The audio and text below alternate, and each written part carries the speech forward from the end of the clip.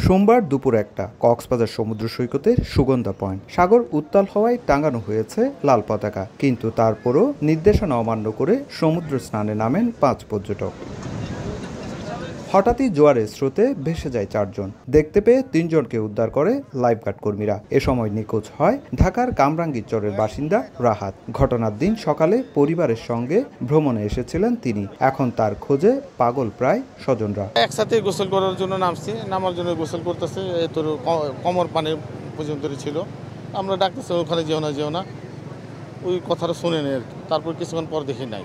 নিখোঁজ রাহাদের সন্ধানে জেটস্কি ও লাইফ বুট নিয়ে অভিযানে লাইফগার্ড ও বিচ কর্মীরা। আমাদের লাইফগার্ডরা যখন সাঁতার কেটে ওনাদেরকে আনতে যায়, তখন ওনারা ঢেউর তরে পড়ে গিয়ে আমাদের লাইফগার্ড সদস্যরা 3 জনকে উদ্ধার করে নিয়ে আসে, আরেকজন নিখোঁজ হয়ে যায়। এদিকে যেখানে গোসলে নেমে রাহাত নিখোঁজ হন, সেখানে নিষেধাজ্ঞা অমান্য করে সমুদ্র স্নানে ব্যস্ত শত শত পর্যটক। লাল পতাকা টাঙিয়ে বারবার মাইকিং কিংবা সতর্ক করেও থামানো যাচ্ছে না ভ্রমণ পিপাসুদের। নগদের কাছে সব গ্রাহকই প্রিয়, তাই তো সারা দেশে ক্যাশ আউট চার্জ সবচেয়ে কম।